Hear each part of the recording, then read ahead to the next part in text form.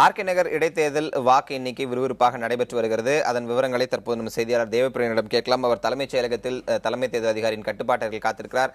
தேவபிரியன், உங்களிடம் இருக்கக்கூடிய தகவல்கள் என்ன? எத்தனை சுற்று முடிவுகள் வெளிவந்திருக்கின்றன? அது பற்றி தகவலை பதிவு செய்யுங்க.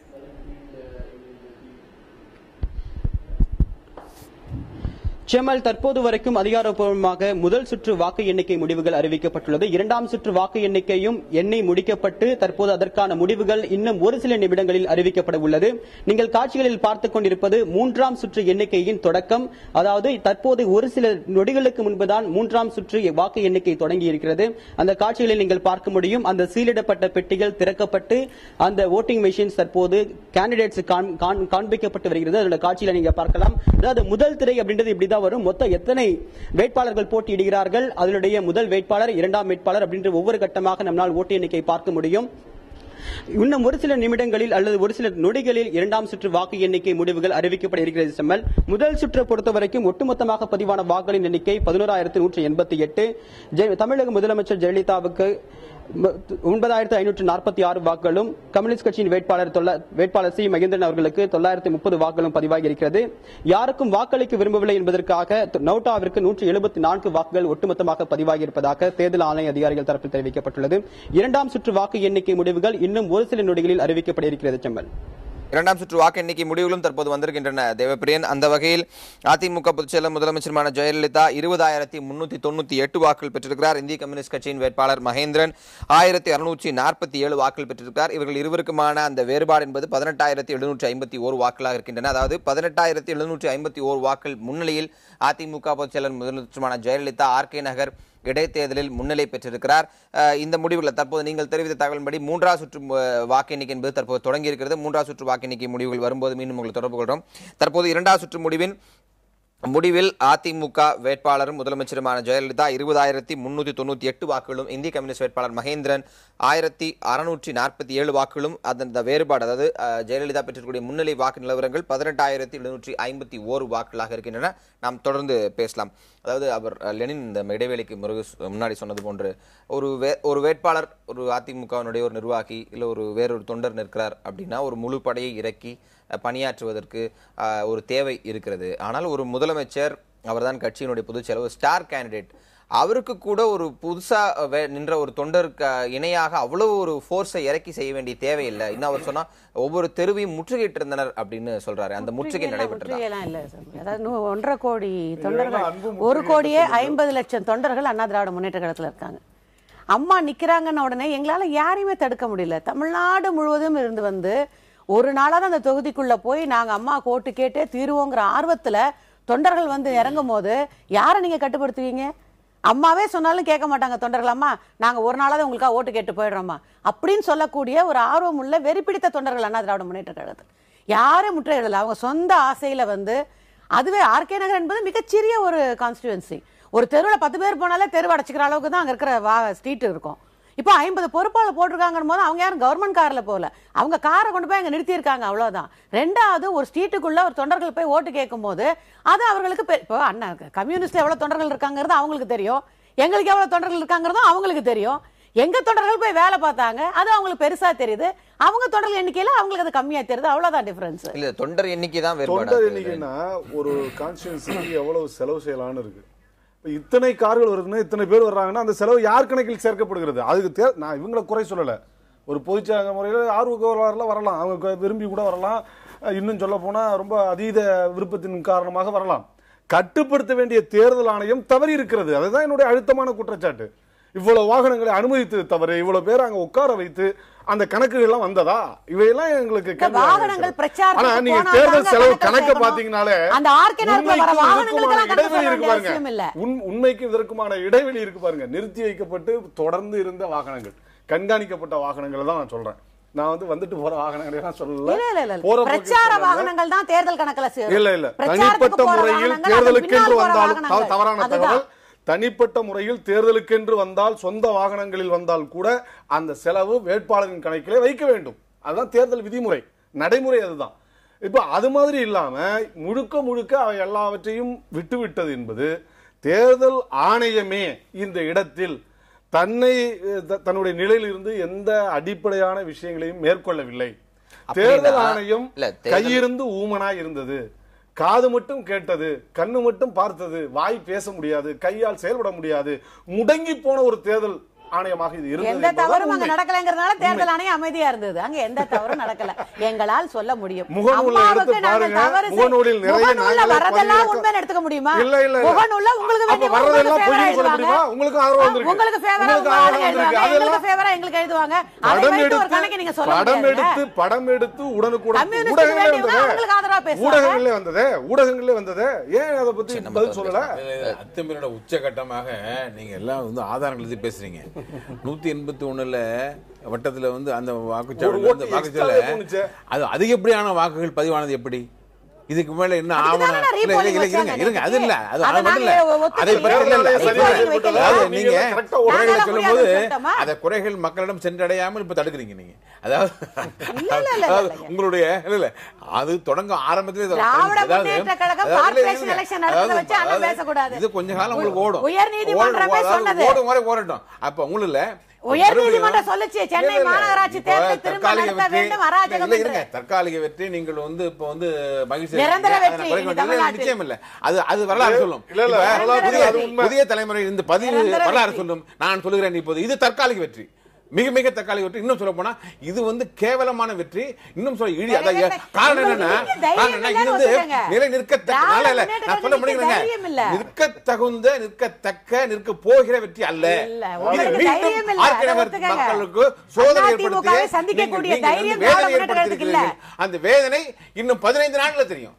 ஆரம்பத்திலே நீங்க சொன்னீங்க பொதுவா இடைத்தேர்தல்ல மக்கள் அரசின் மீது வைத்திருக்கிற அந்த பற்றை காமிக்க வேண்டும் என்பதற்காகவே ஒரு வெற்றி என்கிற இலக்கை நோக்கி பயணிக்கிறார்கள் நம்ம பத்திரிகையாளர்களும் சொன்னாங்க. உண்மை அது.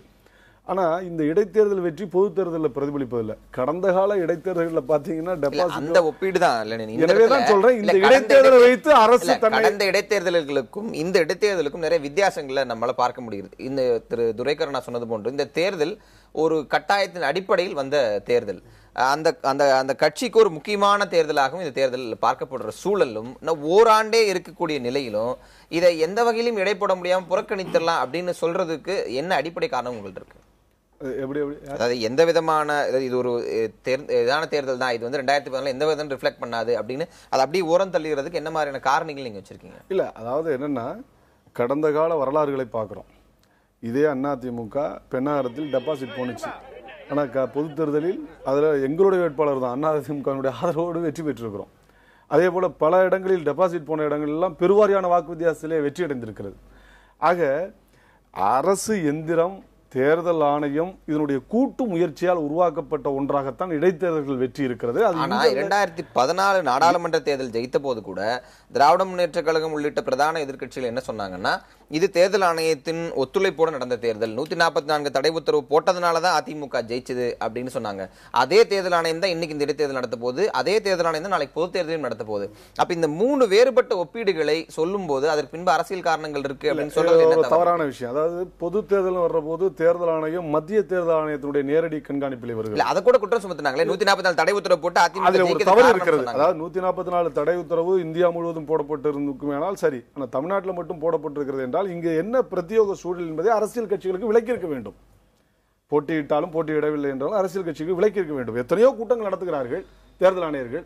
இவருடைய ஒரு அவசர சூழல் வந்திருக்கிறது என்பதை ஏன் விலக்கியிருக்க கூடாது? ஏன்னா ஜனநாயகம் என்பதே வெளிப்படைத்தன்மை தான். வெளிப்படைத்தன்மை இல்லாமல் செயல்பட்டதனுடைய விளைவுதான் பல சந்தேகங்களை, அழுத்தமான சந்தேகங்களை ஏற்படுத்தி இருக்கிறது. அதில் மறுப்பதற்கு இல்லை. ஆனால் அதே நேரத்தில் ஒரு ஃப்ரீ ஃபேர் எலெக்ஷனை நடத்த வேண்டிய தேர்தல் கமிஷன் அதற்கான முஸ்திப்புகளை, அதற்கான முன்முயற்சிகளை எடுக்கிற போது அதை அனைத்து அரசியல் கட்சிகளுமே ஏற்றுக்கொண்டிருக்கிறார்கள், அதை வரவேற்றிருக்கிறார்கள். ஆனால் அது போன்ற நடவடிக்கை இல்லாமல் இப்படி ஒளிவு முறைவு இல்லாமல் பல்வேறு விஷயங்களை பூடகமாக செய்வது. இன்னும் சொல்ல போனால் பொது தேர்தல் என்று வந்தது, பொது தேர்தலில் இவ்வளவு பெரிய பிரச்சனைகள் இருந்தது, மக்கள் பிரச்சனை இருந்தது, மக்களுடைய மனநிலையில என்ன இருந்தது என்பது கூட ஊடகவியலாளருக்கு உங்களுக்கெல்லாம் தெரிந்த விஷயம்தான். ஆனால் என்ன நடந்தது? ஏன் இந்த 144 தடை உத்தரவை அமலாக்கி இருக்க வேண்டும்? ஆக அமலாக்கி இருக்குமே ஆனால் ஸ்டாட் மெஷினரியும் தன்னுடைய கண்ட்ரோல்ல கொண்டு வந்திருக்க வேண்டும். அதை பதிலே சொல்லலையே. எனவேதான் அது ஒரு ஆழமான சந்தேகத்தை ஏற்படுத்தியது. இது இந்தியா முழுவதும் நடக்கிற தேர்தல். தமிழ்நாட்டிலே வந்த பிரத்யேக சூழல் என்ன, இங்க எதுவும் வேறு விதமான கலவரங்கள் வந்ததா, அதை பற்றி ஏன் விளக்கவில்லை? இப்போது வந்திருக்கு, அதாவது 3 சுற்று முடிவுகள் தற்போது முடிவடைந்திருக்கின்றன. 3ஆவது சுற்று முடிவில் அதிமுக பொதுச் செயலாளர் ஜெயலலிதா 30,329 வாக்குகள் பெற்றிருக்கிறதாக தகவல்கள் வந்திருக்கின்றன. அதாவது 3 சுற்றுகள் தற்போது எண்ணப்பட்டு 3 சுற்று முடிவுகள் அறிவிக்கப்பட்டிருக்கின்றன. இந்த 3ஆவது சுற்று முடிவில் அதிமுக வேட்பாளரும் முதலமைச்சருமான ஜெயலலிதா 30,329 வாக்குகள் பெற்றிருப்பதாக நமக்கு தகவல் கிடைத்திருக்கின்றன. தொடர்ந்து பேசலாம். ஸ்டாலின், தற்போது 3 சுற்று முடிவுகள் வெளியாக இருக்கின்றன. 30,000 வாக்குகளை அதிமுக பொதுச் செயலாளர் ஜெயலலிதா பெற்றிருக்கிறார். அதேபோல் இந்திய கம்யூனிஸ்ட் வேட்பாளர் 2,000 வாக்குகளுக்கு மேல் பெற்றிருக்கிறார். தற்போது நீங்கள் இருக்கக்கூடிய போயஸ் ஹோட்டலத்தில் நிலவரம் என்ன?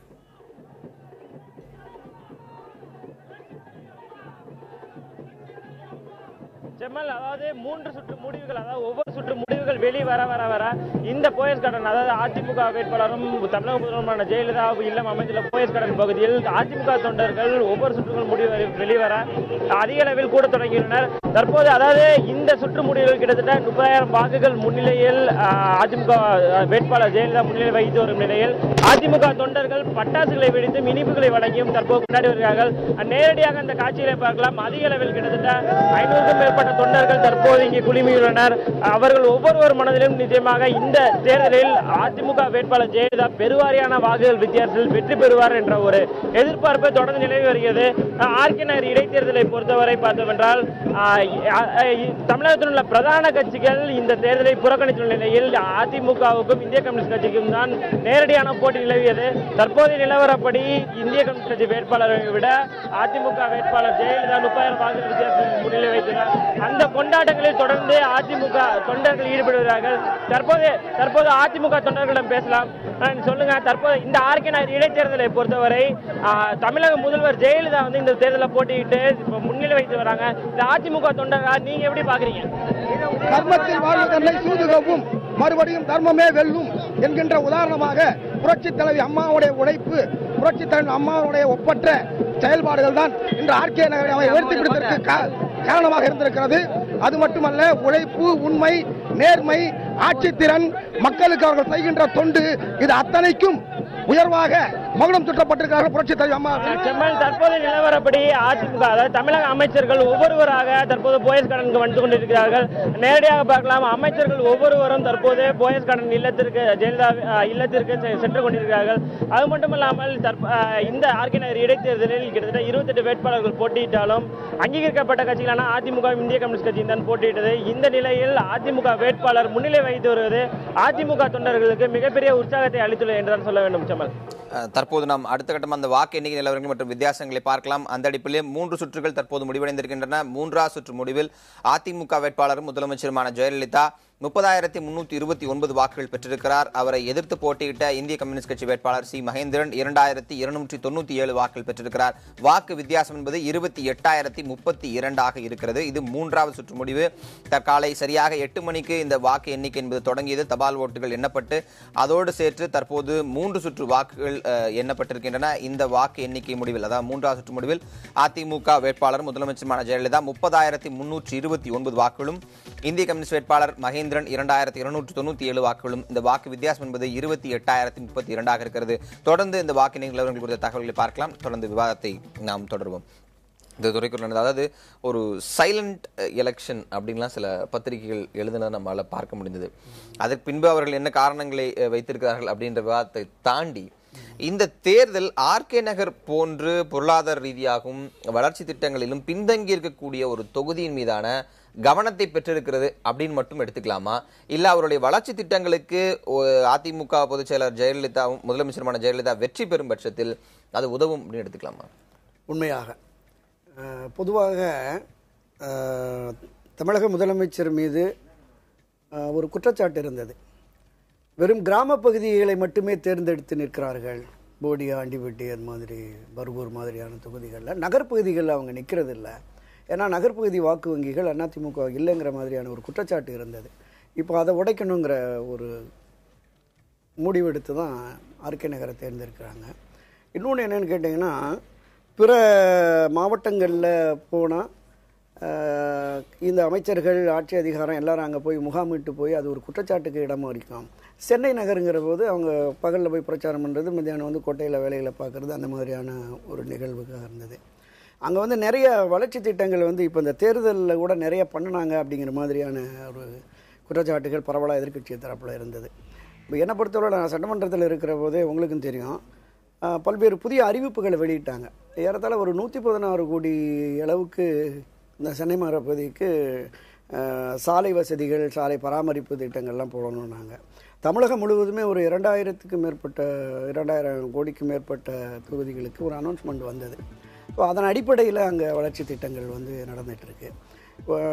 ஒவ்வொரு இடைத்தேர்தலிலும் அந்த தேர்தலில் அந்த தொகுதி மக்கள் என்ன நினைக்கிறாங்கன்னா, இந்த தேர்தலில் ஒரு எதிர்க்கட்சி வேட்பாளரை தேர்ந்தெடுத்தால் அவர் ஒரு எம்எல்ஏ போய் அவங்களால என்ன பண்ண முடியும், அதில் நாம் ஒரு ஆளுங்கட்சிக்கு வாக்களித்தால் அதுக்கு ஒரு சிறப்பு பிரத்யேக கவனம் வந்து நமக்கு நல்லது கிடைக்கும், தொகுதி முன்னேற்றத்திற்கான பல்வேறு அடிப்படை வசதிகள் கிடைக்கும் அப்படிங்கிற ஒரு மனப்பாங்கும் வந்துருச்சு வாக்காளர்கள்ட்ட. இப்போ இந்த தேர்தலை பொறுத்த அளவில் பொது உடைமை கட்சி தன்னுடைய ஜனநாயகத்தை ஆற்றணும், அவங்களுக்கு இது ஒரு கடமை இல்லைன்னு தான் நான் கருதுகிறேன். இப்போ மதுரை, திண்டுக்கல், கோவை மாதிரி இடங்களில் வந்து இருக்குது. வட சென்னையில் கூட திருவொற்றியூர் பகுதி அங்கெல்லாம் கூட ஓரளவுக்கு வாக்கு வங்கிகள் இருக்குது. வாக்கு வங்கிகள் குறைவாக இருந்தாலும் கூட இந்த தேர்தலை நாம் எதிர்கொள்ளணும் அப்படின்னு சொல்லி அவங்க போட்டதுங்கிறது பாராட்டக்கூடியது. அடுத்தடுத்த ஆட்சி மாற்றத்துக்கு நாங்கள் தான் பிரத்யேகமாக ஆட்சி மாற்றம் எங்களுக்கு தான் வரும் அப்படிங்கிற மாதிரியான பெரிய கட்சிகள் வந்து இதை புறக்கணிச்சதுங்கிறது ஒரு பெரிய அளவில் ஒரு பின்னடைவு தான் அப்படிங்கிற மாதிரி தான். அதாவது இந்த இதில் வெற்றி என்பது கிடைக்காதுன்னு எங்களுக்கு தெரியும், ஆனால் நாங்கள் ஜனநாயக கடமை ஆற்றுவோம்னு சொன்னீங்க. ஆனால் அதுக்கு பின்பு வேற காரணங்கள், அதாவது அந்த தொகுதி கவனம் பெற வேண்டும், அந்த தொகுதி பிரச்சனையை பேச வேண்டும் அப்படின்னு ஒரு சில அஜெண்டா வைத்து நீங்கள் தேர்தல் பிரச்சாரத்தை செய்தீர்கள்.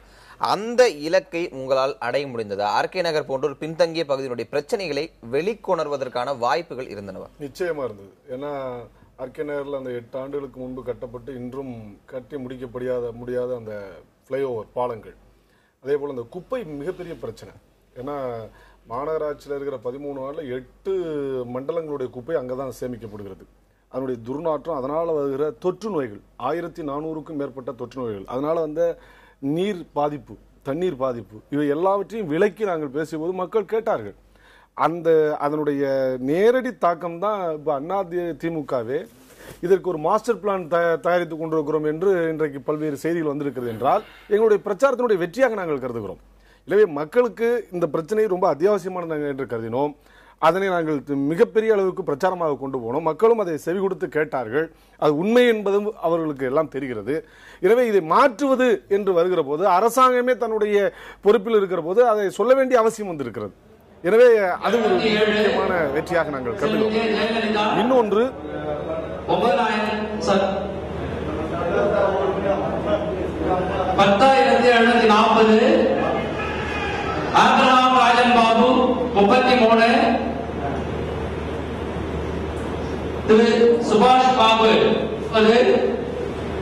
பால்ராஜ் 8, நிமாரன் 19, திரு மோகன் ராஜ் ஏதுமில்லை, அக்பர் ஷாஜகான் ஏதுமில்லை, அப்துல் ரஹீம் ஏதுமில்லை, ராமதாஸ் ஏதுமில்லை, குமாரசுவாமி ஏதுமில்லை, கோபி ஏதுமில்லை, துரைவேல் ஏதுமில்லை, நாகூர் மீரான் 1, நூர் முகமது 1, பத்மராஜன் டாக்டர் 1, பிரகாஷ் பி 4,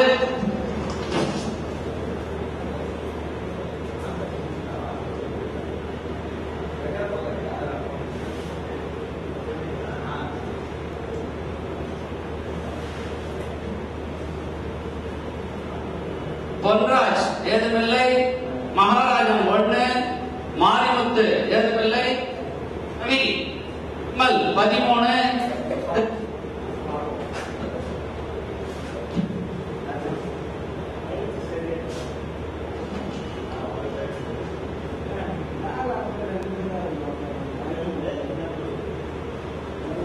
திரு எம்எல் ரவி 13, ராமசாமி ஏதுமில்லை, வசந்தகுமார் 1, வெங்கடேஷ் 1, திரு வேணுகோபால் 1, ஜெயக்குமார் அலை அம்பேத்குமார் 1, ஜெயக்குமார் ஜே ஏதுமில்லை, ஏதுமில்லை. டோட்டல் வேலை போட்டு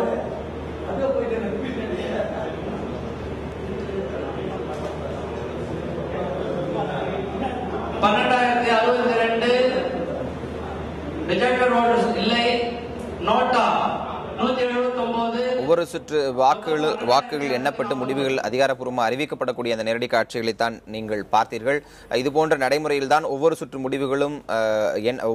முடிவிலும் வாக்குகள் எண்ணப்பட்ட அந்த முடிவுகள் என்பது அறிவிக்கப்படும். இது அனைவருக்குமான ஒரு பொது அறிவிப்பாக, அனைத்து கட்சி பிரதிநிதிக்குமான பொது அறிவிப்பாக அறிவிக்கப்படும். அந்த நிகழ்வைத்தான் பார்த்தோம். இப்படித்தான் ஒவ்வொரு சுற்று முடிவுகளிலும் வாக்குகள் எண்ணப்பட்டு முடிவுகள் அறிவிக்கப்படுகின்றன.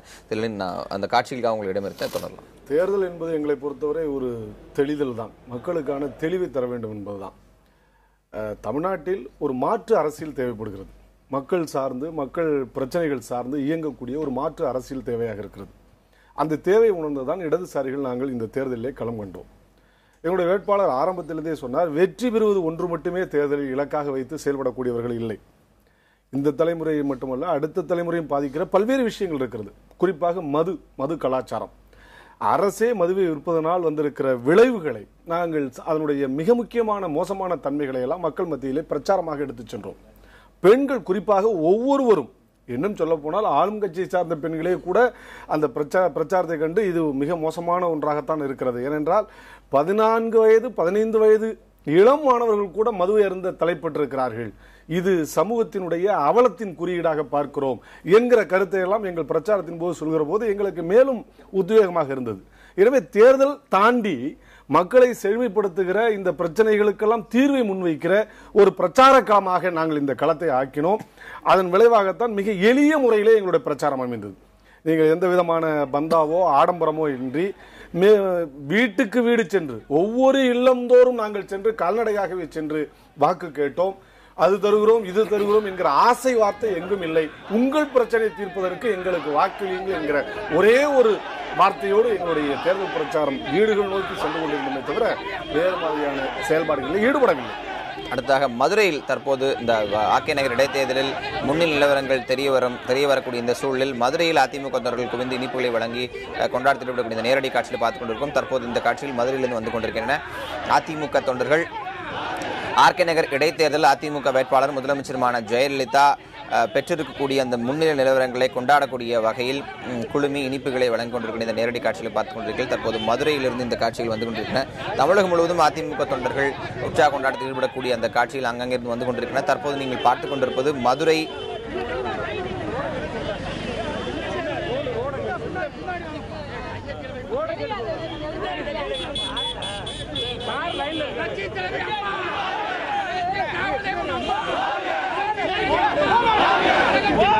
கோரிப்பாளையம் பகுதியில் அதிமுக தொண்டர்கள் உற்சாக கொண்டாட்டத்தில், அதாவது அந்த முன்னிலை நிலவரங்களை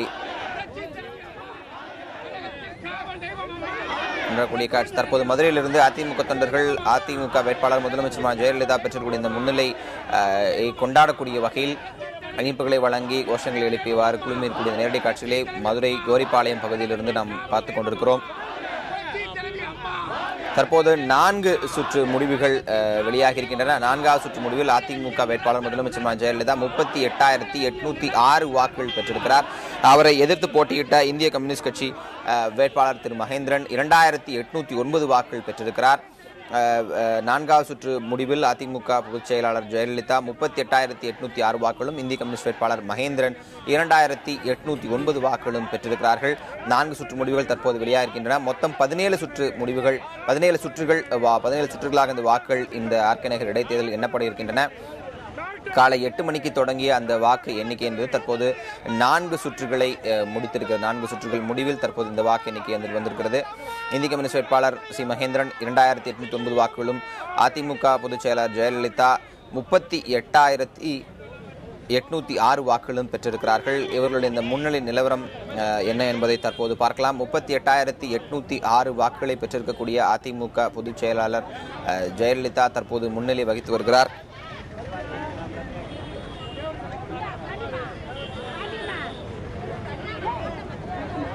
மகேந்திரனை விட 35,967 வாக்குகள் அதிகம் பெற்று அதிமுக வேட்பாளர் முதலமைச்சருமான ஜெயலலிதா முன்னிலை பெற்றிருக்கிறார்.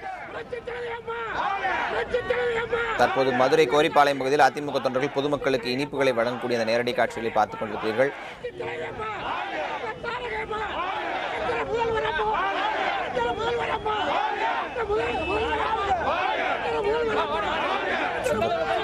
தேமுதிக அதிருப்தி அணியைச் சேர்ந்த சட்டமன்ற உறுப்பினர் சுந்தர்ராஜ் மற்றும் பிற அதிமுக நிர்வாகிகள் மற்றும் தொண்டர்கள் அதிமுக வேட்பாளர் முதலமைச்சருமான ஜெயலலிதா ஆர்கே நகர் இடைத்தேர்தலில் பெற்றிருக்கக்கூடிய அந்த முன்னிலையை கொண்டாடக்கூடிய வகையில் பொதுமக்களுக்கு இனிப்புகளை வழங்கியும் கோஷங்கள் எழுப்பும் கொண்டாட்டத்தில் ஈடுபட்டிருக்கூடிய நேரடி காட்சியை தற்போது பார்த்து வருகிறீர்கள்.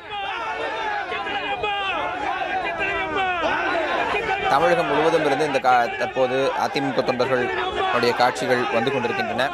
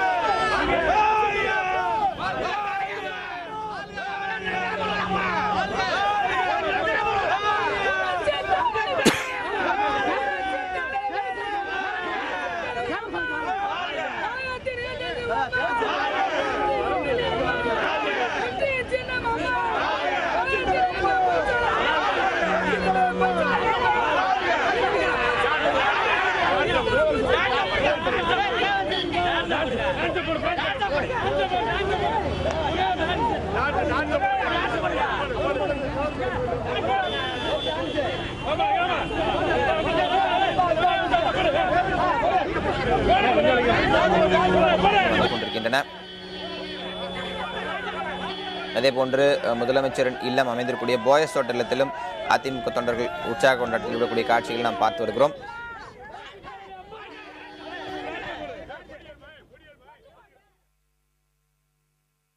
தற்போது 4 சுற்று முடிவுகள் அறிவிக்கப்பட்டிருக்கின்றன. 4வது சுற்று முடிவில் அதிமுக வேட்பாளர் முதலமைச்சருமான ஜெயலலிதா 38,806 வாக்குகள் பெற்றிருக்கிறார்.